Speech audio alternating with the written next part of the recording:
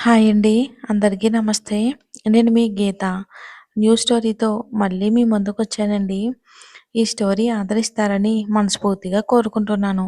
First episode విని story మీద అభిప్రాయాన్ని కామెంట్ రూపంలో కామెంట్ చేయండి. డైలీ 2 ఎపిసోడ్స్ ఇస్తాను. స్టోరీ చాలా బాగుంటుందండి. ఇక మనం స్టోరీలోకెళ్ళిపోదాం. 'నా ప్రాణం నువ్వేలే' పార్ట్ 1. అది హైదరాబాదు. చుట్టూ పచ్చని చెట్లు, ఒక పక్కగా స్విమ్మింగ్ పూలు, ఇంటి చుట్టూ ఎటు చూసినా అందమైన పూల చెట్లు. ఆ ఇల్లు రాజ్‌మహల్‌ని తలపించేలా ఉంటుంది. బయట నుండి చూసేవాళ్ళకి నందనవనంలా కనిపిస్తుంది. బయట గోడపై పెద్ద పెద్ద అక్షరాలతో ఎంతో అందంగా నందా నిలయం అని రాసుంటుంది. ఇక హాల్‌లో దీక్ష స్నాక్స్ తింటూ టీవీ చూస్తూ ఉంటుంది. ఏ ప్రోగ్రాం నచ్చక టీవీలో ఛానల్స్‌ని మారుస్తూ ఉంటుంది. సడెన్‌గా తన చూపు ఒక దగ్గర ఆగిపోతుంది. తన కళ్ళల్లో వేల కాంతులు వెల్లివిరిసిన సంతోషంతో అమ్మా, నానమ్మ, పెద్దమ్మ, పెదనాన్న అని అందరినీ పిలుస్తూ గోల చేస్తుంది దీక్ష. వినోద్ నంద ఆ ఇంటికి పెద్ద. విఎన్ గ్రూప్ ఆఫ్ కంపెనీస్ అన్నిటినీ స్థాపించి ఈరోజు వ్యాపార ప్రపంచంలోనే తనకంటూ ఒక గొప్ప పేరు సంపాదించుకున్నారు ఆయన. ఇండియాలోనే టాప్ మోస్ట్ 5 బిజినెస్ మ్యాన్‌లో ఒకరుగా నిలిచారు. ఇక సుమతి, వినోద్ నందా గారి భార్య. ఏనాడు భర్త మాటకు ఎదురు చెప్పని ఇల్లాలు. రమేష్ నంద, వినోద్ నంద తమ్ముడు. పాపం అమాయకుడు. ఎదుటివాళ్ళు ఏది చెప్పినా నిజం అనుకుని నమ్మి, వ్యాపారంలో ఆస్తి మొత్తం పోగొట్టుకుని అప్పుల పాలైపోతే, వినోద్ గారు తమ్ముడు కష్టపడడం చూడలేక తెచ్చి ఇంట్లో పెట్టుకున్నారు. భార్గవి నంద, రమేష్ భార్య పేరు. తన భర్త అమాయకుడు కావటం వలన, పైగా తమకంటూ ఏ ఆస్తి లేకపోవటం వలన అందరూ తనకు తమ పిల్లల కంటే సుమతి గారి వాళ్ళ పిల్లలకు ఎక్కువగా గౌరవ మర్యాదలు ఇస్తున్నారని, ఏ రోజుకైనా ఆస్తి మొత్తం తన చేతికి వచ్చేలా చేసుకుని అందరినీ తన మాట వినేలా చేయాలి అనేదే ఆవిడ జీవిత ఆశయమని బతికేస్తుంది. కానీ దురాశ దుఃఖానికి చేటు అని త్వరలోనే తెలుసుకుంటుంది. ఇక ఇందాక అరిచి గోల చేసిన అమ్మడు, అదే ఆ అమ్మాయి దీక్షానంద, భార్గవి రమేష్‌ల కూతురు. డిగ్రీ ఫస్ట్ ఇయర్ చదువుతుంది. అందం, మంచితనం, అమాయకత్వంతో అల్లరి చేస్తూ, ఎప్పుడూ నవ్వుతూ అందరినీ నవ్విస్తూ ఉంటుంది. భార్గవి ముద్దుల కొడుకు నిహాల్. తల్లి గారాబం వలన ఏ బాధ్యత లేకుండా తాగుడు, అమ్మాయిలే కాక అన్ని వ్యసనాలకు అలవాటు పడ్డాడు నిహాల్. ఇక మన హీరో వినోద్ నంద, సుమతి నందల బిజినెస్‌కి, ఆస్తికి, అంతస్తుకి ఏకైక వారసుడు అశ్వథ్ నంద. పూర్తి పేరు అశ్వత్థామ. మన హీరో గారు స్టైల్‌గా అశ్వథ్ నంద అని మార్చుకున్నాడు. హ్మ్. ఇదండి మన హీరో గారి కుటుంబం. ఇక కథలోకి వస్తే దీక్ష పెదనాన్న, పెద్దమ్మ అని అరుస్తుంది గట్టి గట్టిగా. వినోద్ ఏంటి బంగారు హడావిడి అంటాడు. సుమతి దీక్ష తలపై ఒకటి వేసి దీనికి రాను రాను అల్లరి ఎక్కువైపోతుంది అంటుంది.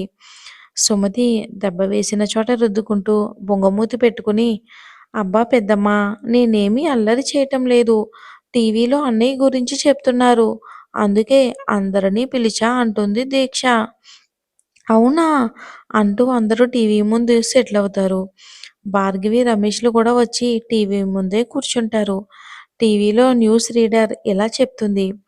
ఇండియాలోనే టాప్ 5 బిజినెస్ మ్యాన్‌లో ఒక్కరైన great businessman Vinod Nanda గురించి ప్రత్యేకంగా చెప్పవలసిన అవసరం లేదు.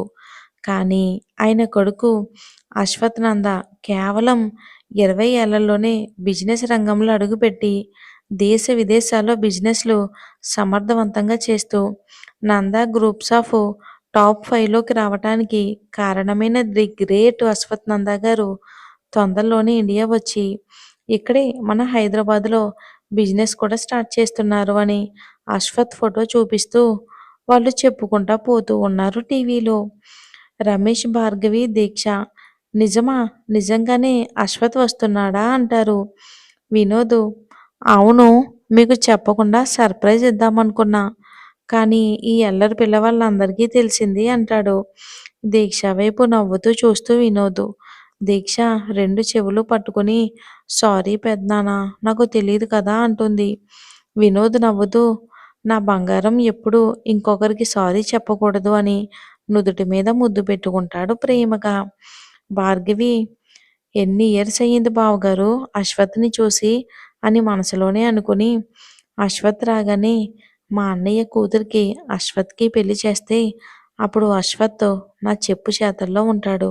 ఈ ఆస్తి మొత్తం నా చేతుల్లోనే ఉంటుంది అనుకుని సంతోషపడుతుంది పిచ్చిది. ఇక వినోద్ కరీనా, కరీనా అని పిలుస్తాడు. కరీనా చెప్పండి బాబుగారు. కరీనా అంటే ఎవరనుకుంటున్నారా? ఆ ఇంటి వంట మనిషి. చెప్పండి బాబుగారు. వినోద్ ఇంకో 2 రోజుల్లో అశ్వథ్, ప్రణవ్ వస్తున్నారు. ఆ ఏర్పాట్లు చూడు అంటారు ఆయన. కరీనా ఏంటి? అశ్వథ్ బాబు గారొస్తున్నారా? అని షాకవుతుంది. తర్వాత వెంటనే తేరుకుని అలాగే బాబు అని డల్‌గా లోపలికి వెళ్తుంది. అందరూ సంతోషంగా ఉంటారు. సుమతి మాత్రం దిగులుగా ఉండడం చూసి వినోద్ సుమతి పక్కన కూర్చొని ఇన్ని సంవత్సరాల తర్వాత మన అబ్బాయి వస్తున్నాడనే ఆనందం అస్సలు నీ ఫేస్‌లో కనపడడం లేదు. ఏ అశ్వథ్ రావటం నీకిష్టం లేదా అంటాడు. సుమతి వాడు రావటం సంతోషమే కానీ అని ఆగిపోతుంది. నువ్వెందుకు భయపడుతున్నావో నాకర్థమయింది. నువ్వు భయపడుతున్నట్లుగా ఏమీ జరగదు అని ధైర్యం చెప్తాడు వినోద్ తన భార్యకి. ఇంకా ఆస్ట్రేలియాకొచ్చేద్దాం. నైట్ టైం 11 గంటలు. పబ్‌లో అందరూ తాగుతూ సంతోషంతో గంతులేస్తున్నారు. అదేలెండి డాన్స్. ఒకతను ఫాస్ట్‌గా నడుచుకుంటూ వచ్చి ఇక డాన్స్‌పై ఉన్న అతని కాలర్ పట్టుకుని లాక్కుని వచ్చి పిచ్చకొట్టుడు కొడుతూ ఉంటాడు. పబ్‌లో అందరూ అతనలా కొడుతూ ఉంటే ఆపాలని అనుకుంటారు. కానీ అతని కోపం చూసి ముందుకొచ్చే ధైర్యం చేయలేక అలానే చూస్తూ ఉంటారు. అక్కడ ఉన్న వాళ్ళలో ఒకతను ఎవరికో ఫోన్ చేయటంతో కాసేపటికి ఒకతనొచ్చి అశ్వథ్ ఆగరా! ఎందుకు వాణ్ణి కొడుతున్నావ్? అని ఆపడానికి ట్రై చేస్తాడు.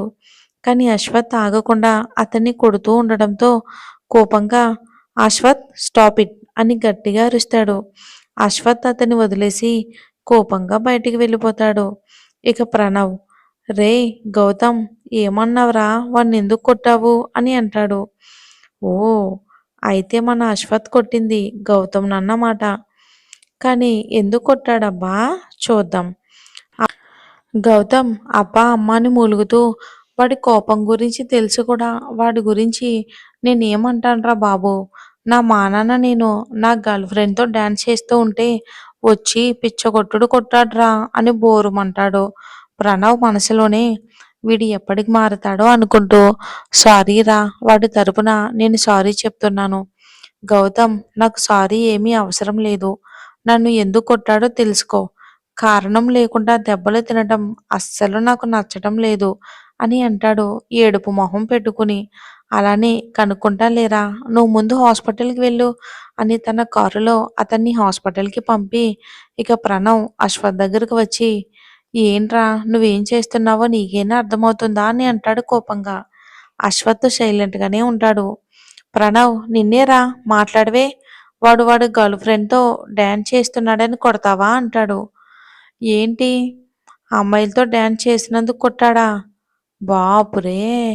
అశ్వథ్ కోపంగా ప్రణవ్ వైపు తిరిగి కేవలం కొట్టాను చంపలేదు సంతోషించు.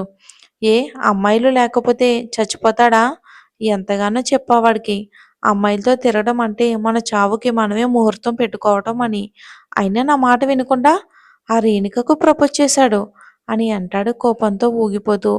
అశ్వథ్ చాలా డిస్టర్బ్‌గా ఉన్నాడని అర్థమై ప్రణవ్ సరే వాడికి నేను చెప్తాలే గానీ నువ్వు ముందు ఇంటికి పద అని కార్ డ్రైవ్ చేస్తూ అశ్వథ్ వైపు చూసి మనం ఇంకో 2 డేస్‌లో ఇండియాకి వెళ్తున్నాం. ఆంటీ అంకుల్ ముందు ఇలా చెయ్యకురా ప్లీజ్ వాళ్ళు బాధపడతారు అంటాడు. అశ్వథ్ ఇంకేం మాట్లాడకుండా మ్యూజిక్ ఆన్ చేసుకుని కళ్ళు మూసుకుంటాడు ప్రశాంతంగా. ప్రణవ్ మనసులోనే వీడు ఎప్పటికి మారతాడో, వీడి జీవితం ఏమైపోతుందో అని బాధపడుతూ ఉంటాడు. ఇక అది ఉదయం నందా నిలయం. వినోద్ రెడీ అయ్యి కిందకి రాగానే పూజ చేసి హారతి పళ్ళెంతో వచ్చి సుమతి వినోద్‌కి హారతిచ్చి ఎక్కడికండి ఇంత ఉదయాన్నే బయలుదేరారు అంటుంది. అది అశ్వథ్ వస్తున్నాడు కదా! ఆఫీస్‌లో తన టేస్ట్‌కి తగ్గట్టు అన్నీ రెడీ చేయిస్తున్నా అని. అవును. కృతి ఎక్కడ అంటాడు. సుమతి ఇంకా వచ్చినట్టు లేదండి. లేచిందో లేదో అంటుంది. Hello aunty. నేనెప్పుడో లేచి గుడికి వెళ్ళి ప్రసాదం కూడా తీసుకొని వచ్చేసా అని అని అంటుంది కృతి. తన పూర్తి పేరు సంస్కృతి. అందరూ కృతి అని పిలుస్తారు. ప్రసాదం పెడుతుంది. వినోద్ నవ్వుతూ కృతి తలపై నిమిరి సరే పద ఆఫీస్‌కి వెళ్ళాలి అని సుమతికి చెప్పి ఇద్దరూ ఆఫీస్‌కి వెళ్తారు. వాళ్ళు వెళ్ళగానే భార్గవి సుమతి దగ్గరకు వచ్చి నువ్వు చేస్తుందేమీ బాలేదక్కా అంటుంది. సుమతి కిచెన్‌లోకి నడుస్తూ ఇప్పుడంత బాగోలేని పని నేనేం చేశాను భార్గవి అంటుంది. ఆ సంస్కృతి మన డ్రైవర్. దాన్ని ఇంట్లో మనిషిలాగా నువ్వు బావగారు నెత్తికెక్కించుకోవటం నాకేమీ నచ్చడం లేదు అంటుంది భార్గవి. సుమతి చూడు భార్గవి, సంస్కృతి ఆయన ఫ్రెండ్ కూతురు. సంస్కృతిని నేను కానీ, మీ బావగారు కానీ ఎప్పుడూ డ్రైవర్‌లా, బయట అమ్మాయిలా చూడలేదు. ఇంకెప్పుడు తన గురించి అలా మాట్లాడుకో అని కోపంగా వెళ్తుంది సుమతి. భార్గవి వెళ్తున్న సుమతిని చూసి ఈ సంస్కృతి ఇంకెన్నాళ్ళు డ్రైవర్‌గా మన ఇంట్లో ఉంటుందిలే. అసలు అమ్మాయిల పేరు చెప్తేనే మండిపడే అశ్వథ్‌కి ఒక అమ్మాయిని డ్రైవర్‌గా అస్సలు ఒప్పుకోడు. అశ్వథ్ వచ్చేవరకే ఈ సంస్కృతి ఆటలన్నీ అని లోపలికి వెళ్తుంది భార్గవి. కృతి వినోద్‌ని ఆఫీస్ దగ్గర వదిలి అంకుల్ నేను కాలేజ్‌కి వెళ్తున్నానని కారు అక్కడ పార్క్ చేసి కీస్ వినోద్‌కి ఇస్తుంది. నీకెన్ని సార్లు చెప్పాను కృతి కారులో వెళ్ళమని అని అంటాడు. దానికి కృతి నవ్వుతూ అలా అనటం మీ మంచితనం. కానీ నేను నా స్తోమతను మించి ప్రవర్తించలేను అని కీస్ ఇచ్చి అక్కడి నుండి షేర్ ఆటోలో కాలేజ్‌కి వెళ్తుంది. వినోద్ ఇంత చిన్న వయసులోనే ఎంత ఉన్నతంగా ఆలోచిస్తావు కృతి. మేము నీకు ఎంత స్వేచ్ఛనిచ్చినా నీ హద్దులు నువ్వెప్పుడూ దాటవు అని అనుకుంటూ ఆఫీస్‌కి వెళ్తాడు వినోద్. అశ్వథ్ ఇండియాకొచ్చే రోజది. ఉదయం వినోద్ కిందకి వచ్చి డెకరేట్ చేసిన ఇల్లుని చూసి ఏంటి సుమా ఈ డెకరేషన్ అంతా కొడుకొస్తున్నాడేనా అంటాడు నవ్వుతూ. ఇవన్నీ చేసింది నేను కాదండి కృతి. తెల్లవారుజామునే లేచి ఇల్లంతా డెకరేట్ చేసింది అంటుంది సుమతి. రమేష్ వచ్చి కృతి ఒకతుంటే చాలు మనం ఏ పని గురించి టెన్షన్ పడకుండా అన్నీ తనే చూసుకుంటుంది అంటాడు నవ్వుతూ. భార్గవి మనసులోని ఈ కృతిని ఎయిర్‌పోర్ట్‌కి పంపిస్తే అశ్వథ్ అటు నుండి అటే పంపించేస్తాడు. ఈ కృతి పీడ విరగడైపోతుంది అని రమేష్ దగ్గరికి వెళ్ళి అవునండి కృతి ఏ పనైనా పర్ఫెక్ట్‌గా చేస్తుంది. అందుకే ఎయిర్‌పోర్ట్‌కి కృతిని పంపిస్తే బాగుంటుంది అంటుంది. వినోద్ మనసులోనే కృతినా వాడు అమ్మాయిలను చూస్తేనే పిచ్చెక్కినట్టు ప్రవర్తిస్తాడు అని అనుకుని కృతి ఎందుకులే భార్గవి ఇంకెవరినైనా పంపిస్తా అంటాడు. అదేంటి బావగారు అశ్వథ్‌ని కృతి అయితే క్షేమంగా తీసుకువస్తుంది. కృతి మీద మీకు నమ్మకం లేదా అంటుంది. కృతి మనసులోనే నేను వెళ్తే ఆ అశ్వథ్ గురించి వీళ్ళందరూ అనుకుంటుంది ఎంతవరకు నిజమో తెలుస్తుంది కదా! అయినా నేను అతన్నేమనకుండా అతను నన్నెందుకంటాడో అనుకుని అంకుల్ అశ్వథ్ గారిని తీసుకురావడానికి నేను వెళ్తాను అని వినోద్ సుమతి చెప్తున్నా వినకుండా కీస్ తీసుకుని ఎయిర్‌పోర్ట్‌కి వెళ్తుంది. మరి ఏం జరుగుతుందో ఏంటో! మన హీరో చూస్తే అలా, కృతి చూస్తే ఇలా. వచ్చే ఎపిసోడ్‌లో చూద్దాం.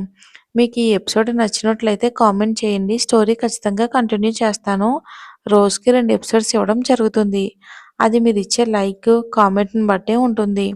స్టోరీ అయితే చాలా ఇంట్రెస్టింగ్‌గా ఉంటుంది. అలానే ఈ ఫస్ట్ ఎపిసోడ్ మీద అభిప్రాయాన్ని అయితే కామెంట్ రూపంలో తెలియచేయండి.